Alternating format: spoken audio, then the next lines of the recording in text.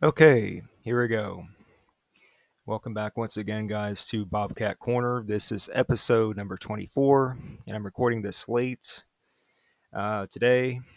And just want to get this one off because there are new developments going on in college football with conference realignment and other things.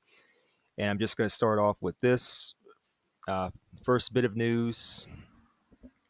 This happened a few days ago. Expansion September 23rd, 2024. Now, previously, I updated you guys on the fact that the Pac 12 expanded from two to six members for the conference. Um, and just here on September 23rd, uh, Oregon State, Washington State, Boise State, Fresno State, Colorado State, San Diego State, uh, the Pac 12 basically offered Utah State a chance to become a member of the new Pac-12 conference, and Utah State has accepted. All reports are that Utah State has accepted membership there, and notwithstanding, there are issues surrounding Utah State with Title IX uh, issues going on there. There's like investigation, like high level investigations going on there on the Utah State campus as of this moment. And we're yet to see what's going to happen there. But nonetheless, Utah State is a member of the Pac 12 now. So that makes the Pac 12 seven members strong, so to speak. And yeah, I made this thumbnail picture on the fly. And I do have a sense of humor, as you could tell. Utah State, we're in the club, yay, and all that.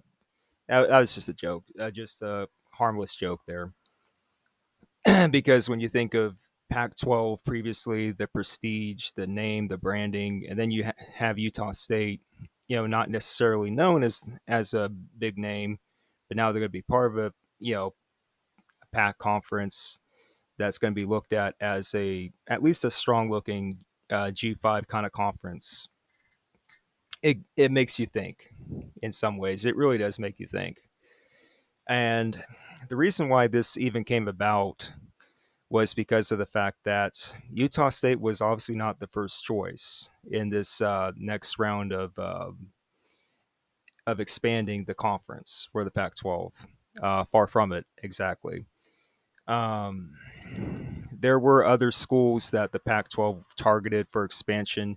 They reached out to four, count them four American Athletic Conference schools in Tulane, Memphis, UTSA, and USF. That's University of South Florida. They reached out to those schools, and altogether, those four schools, they basically said no, no deal. We're not going to join the Pac-12.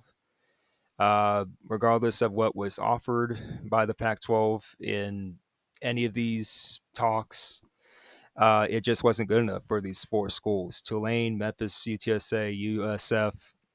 They all said no. So, with that, the Pac 12 had to backtrack, had to circle back to the Mountain West territory and call Utah State. And that's what they did. And reports are that the Pac 12 has also reached out to UNLV again.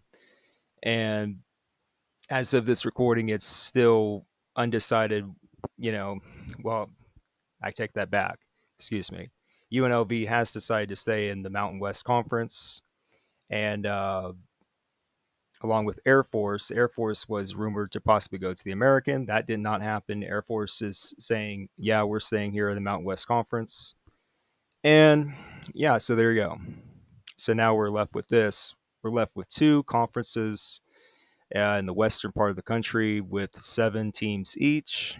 Both of these conferences need one more team added to still be officially recognized as a conference, according to NCAA rules. So there again, it's like not long after we had the news of four schools going to the Pac-12 initially, that then we're having like this other round of expansion going on, and it was kind of like disjointed, if you ask me. It was kind of like all over the place. But in light of that, what you'll also see in this thumbnail picture, I added, you know, the judge's gavel and the Mountain West Conference logo. Again, a little bit of a joke here, but uh, apparently the Pac-12 has officially going to officially file a lawsuit against the Mountain West Conference, mainly because of the poaching fees, the poaching penalties that Mountain West Conference imposed on them. Obviously, the Pac 12 is basically saying, no, we're not agreeing to this. We think it's unfair about these poaching penalties, and we don't feel like we have to pay them, blah, blah, blah, that sort of thing. Now, about that, really Pac 12 and lawsuits, what do you know? But when when the Pac 2, Oregon State and Washington State, came to an agreement with the Mountain West Conference about the scheduling agreement deal initially, um, there was like no noise being made about poaching penalties. I mean, everyone saw the graphic about the penalties that were going to be imposed on the Pac 2 if they tried to poach teams away from the Mountain West Conference.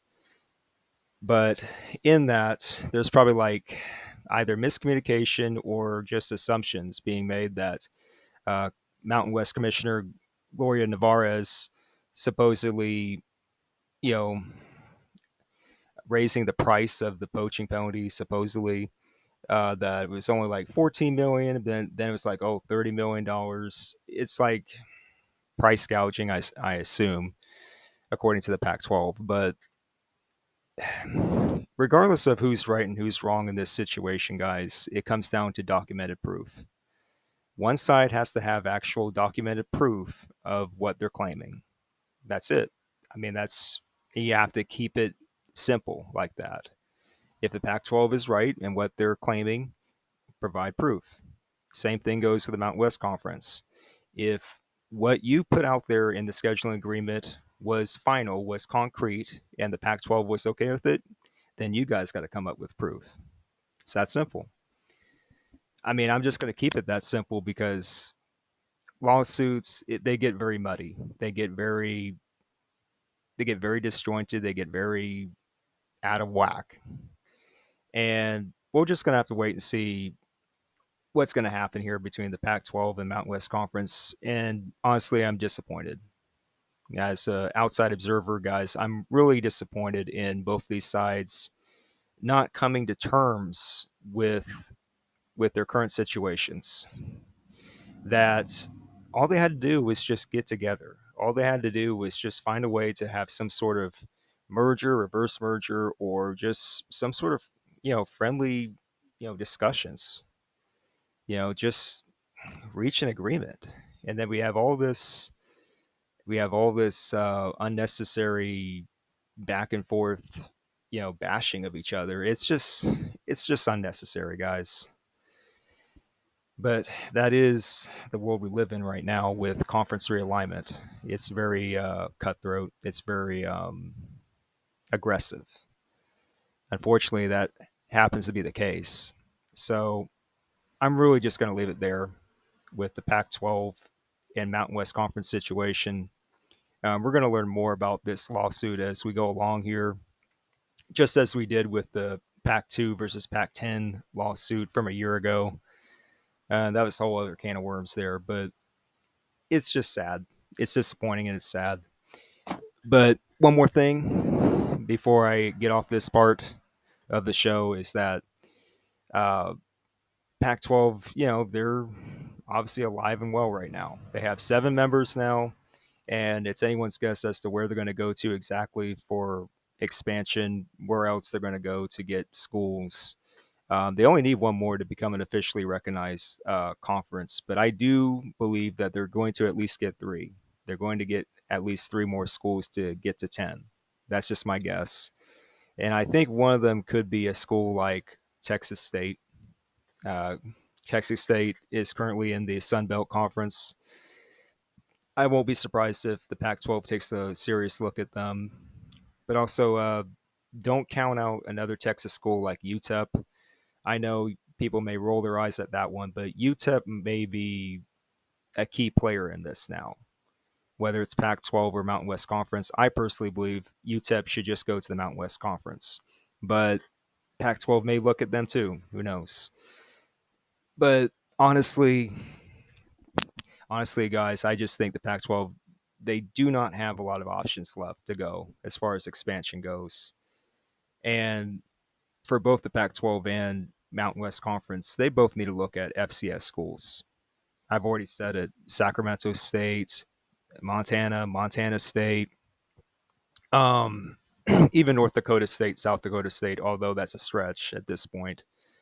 And who knows? You may have some other names pop up here very soon, like Tarleton State, based in Texas. Just names like that. Keep in mind of those names. But anyway, let's just switch gears here from Pac 12 to another topic I was talking about recently here, and that would be the University of Connecticut. Now, let me just start off here by saying to you guys, and specifically to UConn fans, UConn Huskies fans, if you happen to be listening to this right now, I have no axe to grind against you guys. Okay, I don't have any. I don't have anything against you guys whatsoever.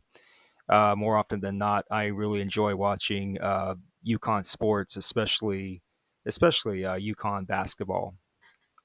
I mean, you guys know how to play basketball. There's no doubt about it. Both men's and women's basketball, UConn has conquered that sport. Let's just put it out there. I mean, congratulations to you guys. It's well deserved. You guys know how to get it done on the basketball court, and you deserve the pat on the back. You really do. And and what I was like mentioning in the previous episode of Bobcat Corner when I pitched that 50-50 plan, which again, it was not concrete. It's not anything that's set in stone. It was just something I just had to put out there for you guys to discuss, nothing more. And when I put that graphic out there, I wanted to get people to start talking seriously about the possibility of maybe there has to be a fallback option for UConn to go to just in case, and keywords here, just in case the Big 12 and the ACC don't come calling. That's all I was getting at, guys. Um, it was not my intention to get any UConn fans upset or anything like that. That's just not how I. That's just not how I go about my business, guys. Okay. And as this new graphic will show, and I mean it, let's start a serious dialogue between Mac fans and UConn fans. I mean it. I put the text there for a reason because I just think eventually down the road, if the University of Connecticut is very serious about wanting to join a conference, which we all know they do, I do believe it's sincere. Uh, they need to cover all their bases. You got to use common sense. You got to be realistic, and you got to cover all your bases. And I think one of the problems that the University of Connecticut and their fans and their alumni, I mean, the entire structure of UConn, I think one of the things that they're just, for lack of a better term, not understanding is that, yeah, I understand what you're doing about chasing the money. I mean, every university at this point is trying to chase the money. That seems to be the name of the game, so to speak, in college athletics. You want to get ahead. You want to get the best seat in the house, so to speak. You want to be up there. I get it. I totally understand. You want to have that spot in a power conference like the Big 12 or the ACC. I totally understand that. 1000%. I understand that, guys. So for UConn fans listening to this, just bear with me here. Please bear with me. I just want to have a friendly dialogue here, a serious dialogue. And as this graphic will show, I'm not even trying to pitch a 50-50 plan right here. I'm just trying to I'm just trying to gather more of an understanding about where UConn fans are at right now. And if you UConn fans are just listening to this, feel free to leave a comment down below. I would appreciate it. But yeah, and I want to point out these stats that were provided courtesy of another YouTube channel called D1360. Some of you guys may have heard of that channel. I've heard of it. I've watched some videos. The guy does some good stuff. But yeah, the stats that he provided here, which I will show here in this graphic: TV contracts, CFP, college football playoff payouts. Just read it for yourselves, guys. It's there in the graphic. The TV contracts, Mac television deal currently $9.7 million. Now, divided by 14 schools, if a 14th school is added, that would be $692,000 per school. However, I'm highlighting this. However, the Max TV contract expires after the 2026-2027 season. Obviously, the Max next TV contract is unknown, but it's likely to increase. Now, that should be the case, guys, if the Mid American Conference stays intact, which all indicators are they're going to stay intact, guys. I highly doubt they're going to lose any teams here between now and 2027, for example. It's a tightly knit conference. It's a conference that knows what it is. I mean, yeah, it's not making the most money. I get that. Okay, I understand the economics behind the MAC. Okay, we're not the most money making conference out there. Bar none. We're not that. I get that. But you have to understand that there's strength in numbers. And if we were to add a 14th school or more, we would be in a better position when it comes to strength as a G5, G6 conference. That's all there is to it. In college football playoff payouts, and this is the thing that hopefully UConn will start understanding, is that college football playoff $15 million, $15.5 million. Now, divided by 14 schools in the MAC, if a 14th school is added, that would amount to $1.1 million per school. Now that could potentially be increasing for the next CFP contract, and I underline this for a reason, assuming no Power 2/Power 4 conference split. And that's a whole other topic I'm going to get into for another video, not this one. But yeah, what I'm trying to say to UConn fans is that you guys have got to really look at the big picture here. I'm concerned that you're only looking at the money, that you're only looking at the economics. In one sense, I don't blame you for doing that, but in another sense, I'm trying to, in my own way, trying to wake you up and basically tell you guys, it's one thing if you're chasing the money all these years, but at some point, if the Big 12, and I'm only saying keyword if the Big 12 and the ACC don't come calling you, then you got to have a backup plan. You can't sit there and stay independent for another 5, 6, 7 years and expect everything to go your way. That's not how any business runs. That's not how any organization runs. And certainly that's not how any university runs, especially if they're going to be competitive in all collegiate sports. That's all there is to it. That's just my, opinion, whether educated or uneducated. You have got to make a choice and just join a conference. And I think it's important, it needs to be said, that if you want to prove to the Big 12 and the ACC that you're worth that investment, which I alluded to before, you have to do that by being part of a conference. How can you do that by being independent? You're not competing against anybody, guys. And you're not Notre Dame. Just think about it for a minute, UConn. I'm not trying to make you guys mad. I'm just trying to reason with you guys. You got to have a proven track record by competing in a conference. What do you think the MAC provides? A conference, competition. That's what UConn needs. So even if temporarily, like let's say for a 5-year deal, okay, can UConn endure being part of MACtion for 5 years? Yes. If you really put your minds to it, yes. And put aside your bank accounts, yes. You can make it work for a 5-year deal in the MAC as a member, football only member, or a few sports, in my opinion. Take like a couple other sports with you so that you're not necessarily football only. And yeah, future home schedules up in this graphic up above here. 3 Power 4 home games in 2026 and 2027 apiece. Okay, great. That could be your non-conference schedule. That's great. I approve of that. UConn, go ahead, do that. And as far as branding goes, UConn doesn't want to relegate itself to a lower G5. Well, my response to that is so? So what? You can't always get what you want, UConn. Okay? You are a big deal in basketball. You always will be. But in football, you got to know where your position is.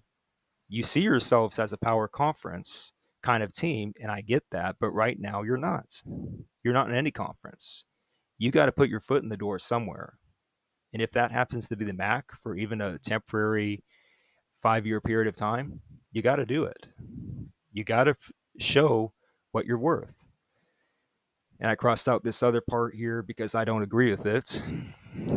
That the MAC is likely eyeing strategic expansion into the East or South. I don't agree with that at all. Honestly, I just don't agree with that at all.